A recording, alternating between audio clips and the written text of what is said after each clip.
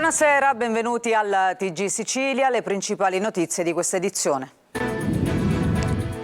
Corruzione nei lavori del porto di Palermo, 2 gli arresti, ai domiciliari il direttore tecnico e il direttore di cantiere della società di Roma che ha realizzato le opere. Secondo la procura pretendevano denaro dalle ditte subappaltatrici.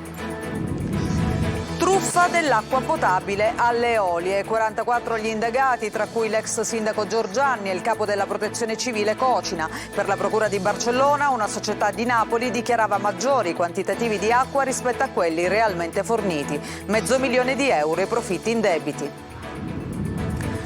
Risse tra giovanissimi a Canicattì, coinvolte centinaia di persone ma nessuno denuncia. Dure le parole del questore di Agrigento: farò chiudere i locali che non segnalano questi episodi alle forze dell'ordine. Scattato il piano del comune di Catania per il 2 novembre. Al cimitero interventi straordinari di manutenzione. In vigore il nuovo piano viabilità. Potenziate le corse AMTS. E questa è la notte di Halloween, la festa tipica dei paesi anglosassoni è sempre più popolare anche da noi, ma c'è anche chi storce il naso. Le due facce di TikTok, il social dei giovani, dà voce alle richieste di aiuto di una ragazza di Modica per salvare la madre minacciata dall'ex, ma anche i video della figlia di un boss catanese. Al Brancati di Catania il Liolà di Pirandello nell'adattamento di Moni Ovadia e con protagonista Mario Incudine che assicura sarà un Liolà carico di passione. Calcio, domani il recupero tra Brindisi e Catania. In conferenza stampa il vicepresidente Grella difende Tabiani e sprona la squadra.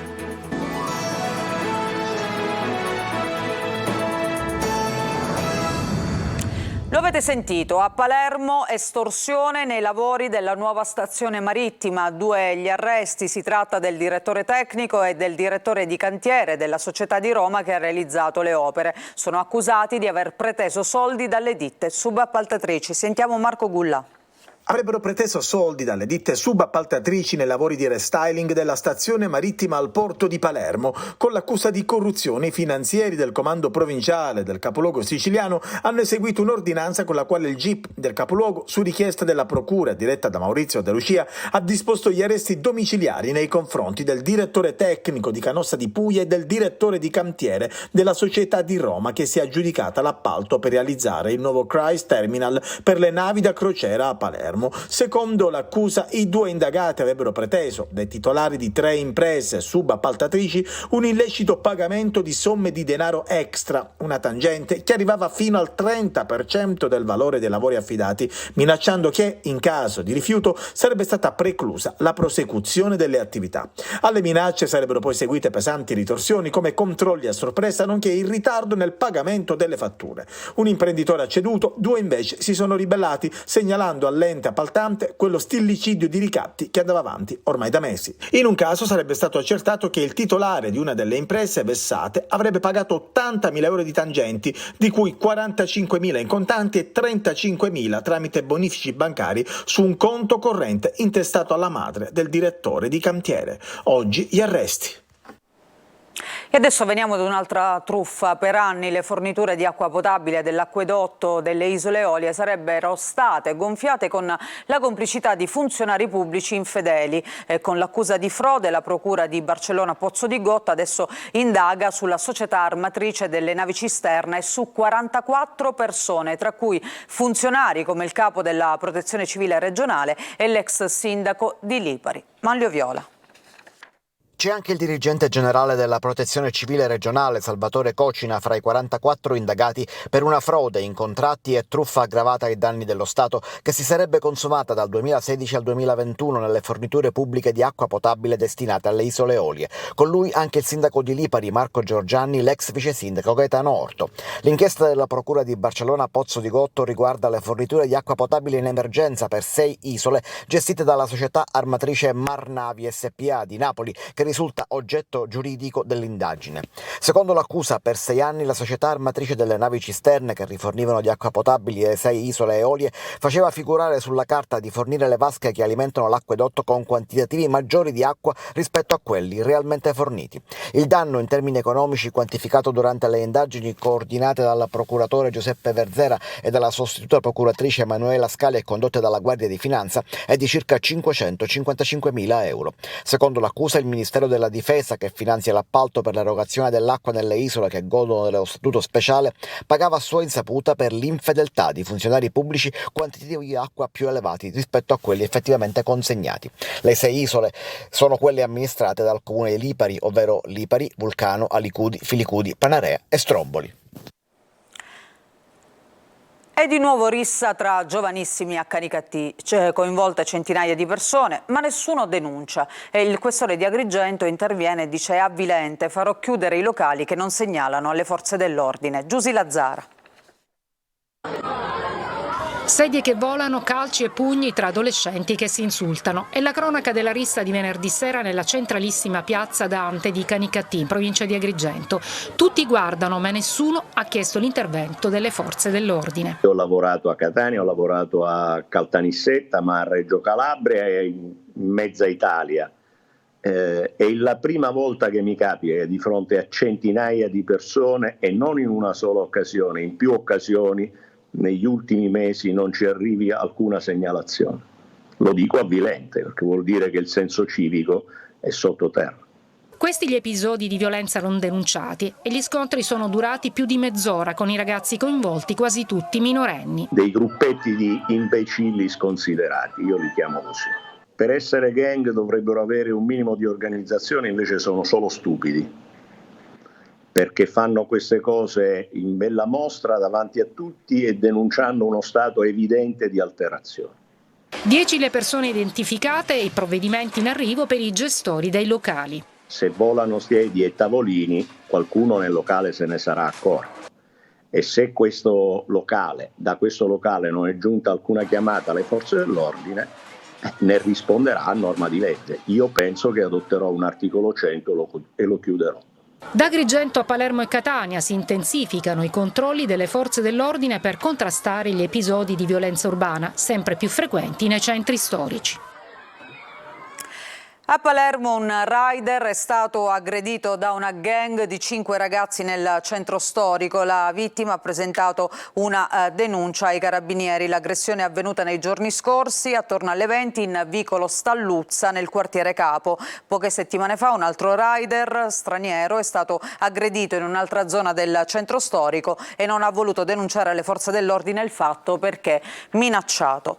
Sempre a Palermo una ciclista di 43 anni è stata investita in via Cavour da un automobilista pirata che dopo lo scontro si è dato alla fuga. La donna, soccorsa dal personale del 118, è stata trasportata all'ospedale civico, ha un trauma cranico e delle ferite alla testa. Attraverso le immagini dei sistemi di videosorveglianza la polizia sta cercando di risalire all'investitore. Sempre a Palermo è stata investita forse da uno scooter che poi si è dileguato una ragazza di 24 anni mentre stava attraversando la strada. A Catania è scattato il piano straordinario del comune per la commemorazione dei defunti. Il cimitero di via Aquicella, sottoposto a straordinari interventi di manutenzione. Da un lato si vede il decoro, ma dall'altro la follia di balordi che profanano addirittura le tombe. Tonino De Mana. Navette potenziate, un accurato piano di viabilità, acqua nelle principali fontane, pulizia straordinaria dei vialetti e rimozione delle erbacce, con particolare attenzione all'ingresso dei 3 cancelli dove sventolano anche 2 bandiere nuove. Il cimitero di Catania è ora più accogliente dopo un vero e proprio tour de force dell'amministrazione comunale, strigliata anche da un nostro servizio denuncia che aveva indotto il sindaco Trantino a chiedere scusa ai catanesi. Anni di abbandono e di approssimativi interventi di manutenzione non potevano devono certo essere risolti in poco tempo, come conferma l'assessore ai servizi cimiteriali Giovanni Petralia, che ha ereditato un camposanto in condizioni disastrose. Lavori intensi di cura del verde, di manutenzione delle strade, di pulizia anche delle caditoie sia all'interno che all'esterno del cimitero e interventi continui che riguardano il sistema idrico, che purtroppo presentava numerose lacune e problematiche. E mentre gli addetti alle manutenzioni lavoravano per riportare un po' di decoro, qualcuno profanava l'ennesima tomba. Noi siamo vicini alle famiglie, stiamo cercando di garantire in questi giorni un maggiore controllo grazie al supporto della Polizia Municipale,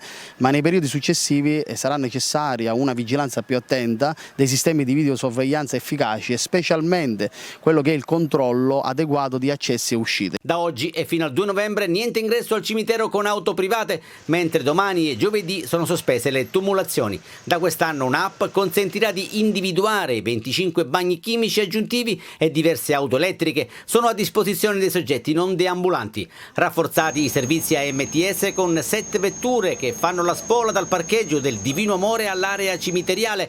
Potenziate anche le corse per raggiungere via Acquicella con partenze da Piazzale Sanzio, Canizzaro e stazione ferroviaria. Intanto è arrivata la notte di Halloween, tante le feste, la maggior parte in casa, una ricorrenza tipica dei paesi anglosassoni che però è diventata sempre più popolare anche tra i bambini e i ragazzi in Italia. Però non piace a tutti. Francesco Loi. Che ci fate qui fuori? È Halloween, abbiamo fatto dolcetto scherzetto, abbiamo Non un sacco dovreste di stare in dolci. giro, non è sicuro. Vuoi uccidermi? No. Non oggi, Satana. Halloween è arrivato, una festa popolare soprattutto nei paesi anglosassoni che si diffonde sempre più anche in Italia. Secondo Confesercenti riguarda 6 famiglie su 10. Non è una festività nostrana, però comunque è molto diffusa tra i giovani, quindi si festeggia. Ci organizzeremo all'ultimo. Cosa pensate di fare? Non lo so, probabilmente stiamo insieme, però non sappiamo esattamente dove andiamo. Maratona di film Halloween. Film di che genere? Horror? No, non proprio in realtà, tipo A Nightmare Before Christmas oppure La sposa cadavere. Non tutti però condividono questa ricorrenza, da molti definita commerciale. Per me non è una festa, fanno delle bruttissime cose, non mi piace, con tutte le belle cose che ci sono. Nonostante favorevoli e contrari, sono tantissimi i bambini che aspettano questo giorno per ricevere dolcetti oppure fare qualche scherzetto. Cosa farete? Vi travestirete? Sì. Da chi? Del diavolo. E tu? Di Halloween. Hanno avuto il pensiero di alzarsi presto per andare a comprare dolciumi. Il buio, la paura, le zucche sono i simboli di Halloween. Non possono mancare le maschere obbligatoriamente horror. Fare paura è il must di questa ricorrenza. E il terrore dovrebbe divertire. Quando ci nascondiamo dietro le maschere e fingiamo di non essere ciò che siamo. Quella del grande Michael Jackson è una delle canzoni che molti ascoltano in questo giorno. Il ballo tipico naturalmente non può mancare. Stasera alla vostra porta potrebbe bussare qualcuno. Se ancora non lo avete fatto, quindi acquistate dolcetti. È l'unica alternativa se volete evitare lo scherzetto. Nessuna zucca intagliata, niente abiti da streghe o vampiri. A Catania invece i frati della parrocchia Santa Maria di Gesù hanno invitato i bambini a vestirsi da santi e angioletti. La festa dei santi è un'idea lanciata da Fra Massimo Corallo che di anno in anno sta vedendo una partecipazione sempre più numerosa di bambini felici di giocare e conoscere la storia del santo di cui portano il nome. Un modo gioioso adottato anche in altre comunità per non far perdere l'antica e sentita tradizione siciliana della festa dei morti. E sempre a Catania, invece, per quanto riguarda la cronaca, i carabinieri hanno arrestato un albanese di 46 anni che viaggiava con più di 1 chilogrammo di cocaina. L'uomo era alla guida di un SUV Volkswagen, è stato fermato per un controllo appena imboccata l'autostrada Catania-Palermo dai carabinieri che lo seguivano dal quartiere di Librino. Sul mercato nero la droga avrebbe fruttato non meno di 85.000 euro.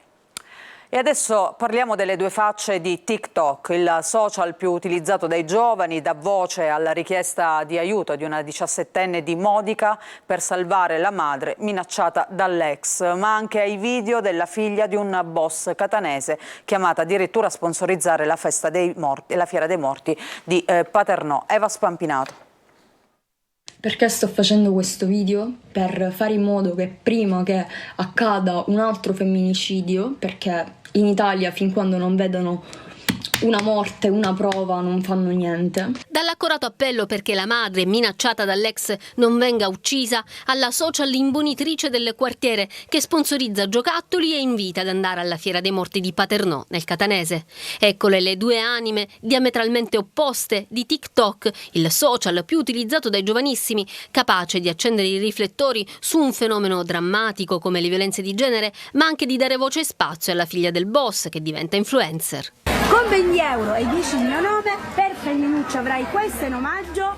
Lei è Lidia Arena, 37 anni, figlia del boss catanese Giovanni Arena, condannato a 2 ergastoli e rinchiuso al 41 bis nel carcere dell'Aquila. Mi sarei fatta l'ergastolo per nascondere mio padre. È al centro di una polemica perché è stata invitata, insieme ad altri tiktoker catanesi, come ospite alla Fiera di Paternò, finendo pure sul manifesto, lo vedete, con tanto di loghi istituzionali. Ragazzi, ci troviamo alla Fiera dei Morti di Paternò. L'amministrazione paternese si difende, non li abbiamo invitati noi, l'evento è stato organizzato da un'associazione esterna al comune.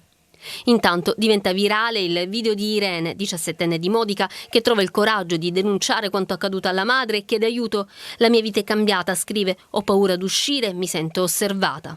Il 13 dicembre del 2022 mia madre è stata aggredita dal suo compagno, che non è mio padre, è un'altra persona. È stata aggredita fisicamente in un bar e nonostante abbiamo esposto denunce, nonostante siamo entrate in codice rosso, non hanno fatto niente. La ragazza continua nell'elenco dei fatti accaduti, prima il tentativo di entrare in casa, le minacce per ritirare la denuncia, l'auto vandalizzata ed infine bruciata. Lei è Irene e vuole solo vivere la sua vita intera al fianco della madre.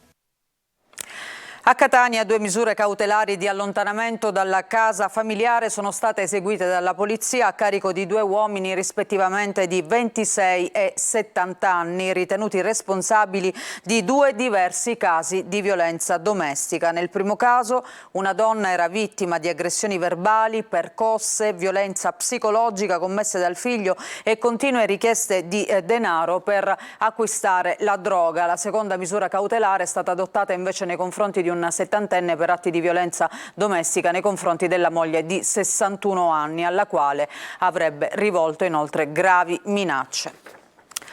La nuova stagione del Teatro Brancati di Catania, con la direzione artistica di Tuccio Musumeci, parte domani con Liolà di Pirandello nell'adattamento di Moni Ovadia e con protagonista Mario Incudine. Vediamo.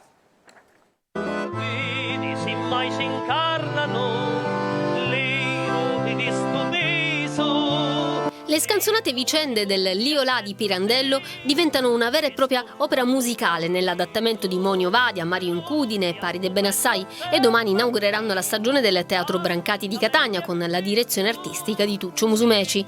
Liolà rappresenta la vita, il canto, la poesia, il futile ancorché necessario piacere, e l'amore e la morte, il sole e la luna, il canto e il silenzio, come racconta il suo protagonista. Liolà è un tripudio di bellezza, di vita, di passione, di energia, di canto, di poesia. Ecco chi è il mio Liolà. Il mio Liolà è un personaggio a metà tra il Don Giovanni di Mozart e il Dioniso della mitologia. E in questa nostra versione, firmata insieme a Moni Ovadia e a Paride Benassai, abbiamo voluto mettere al centro alcuni degli elementi fondamentali della poetica pirandelliana. La storia di Liolà parte da un capitolo del Fu Mattia Pascal. Sul palco, oltre ad Incudine e Benassai, anche Rory Quattrocchi, Olivia Spigarelli, Angelo Tosto e un vasto cast di attori e musici. Possono chiamare figli solo chi che ha saputo portare alla fontana di lo sciume chiaro.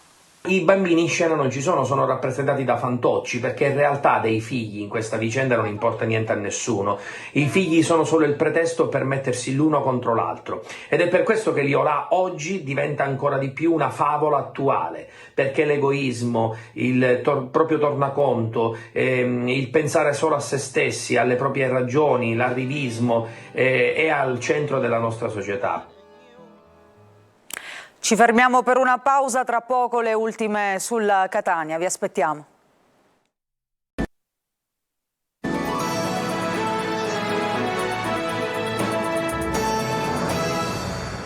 Seconda parte del nostro giornale, ancora una volta ben trovati. Alla vigilia di Brindisi Catania il vicepresidente rossazzurro Vincenzo Grella in conferenza ha analizzato il momento dei rossazzurri a 360 gradi. Grella ha difeso Tabiani e spronato anche i suoi, ma ha anche ricordato l'atmosfera di domenica scorsa definendola tossica. Francesco Triolo. 90 minuti più recupero, quasi una partita intera per un confronto a 360 gradi dal momento attuale della squadra agli obiettivi, al futuro del Catania. La conferenza stampa del vicepresidente Vincenzo Grella ha toccato tutti i punti caldi, difendendo l'allenatore, uomo e professionista, spronando il gruppo, spiegando le scelte della società, analizzando e riconoscendo anche gli errori compiuti dalla dirigenza. Questione di atteggiamento, ha detto Grella, quello che chiede sia differente, quello che pensa sia mancato in questo avvio di campionato, perché gli obiettivi erano e restano altri, ben diversi rispetto all'attuale posizione di classifica. Arrivare nei primi 3 posti, non arrivare nei primi 3 posti per me e non raggiungere l'obiettivo prefissato in precampionato. Le scelte sul gruppo, i giocatori fuori rosa, c'è una spiegazione anche per questi aspetti, ci sono dei valori disciplinari da rispettare, ha detto, ma ha lanciato anche un messaggio ai giocatori rosa, quelli che indossano una maglietta pesante. Nella costruzione, nei semplici passaggi che io aspetto di più da loro, perché quei passaggi non si possono sbagliare. Si può sbagliare una volta, 2 volte, ma poi basta, se no non puoi giocare qua, perché questo club ha voglia di andare di sopra e se sbagli in continuo i passaggi noi di sopra non ci andiamo. Di errore Grella ne ha riconosciuti a cominciare dalla preparazione atletica, più volte tirata in ballo. Ci sono stati degli errori, dalla preparazione, da una lettura nel mettere insieme la squadra. Questo mi va di prendere responsabilità. Non poteva mancare il discorso legato all'impiantistica, a quel centro sportivo che è stato sempre un pallino della proprietà, ma che adesso non è considerato un investimento prioritario e sostenibile, per dirlo con le parole di Grella, per una società nata 15 mesi fa. Giusto o sbagliato, solo il tempo darà ragione, perché oggi noi stiamo investendo, perché anche questa parola in italiano ha un significato, che il presidente non spende i soldi, investe. E questo era l'ultimo servizio di questa edizione del TG Sicilia, grazie per averci seguito, a tutti voi una buona serata.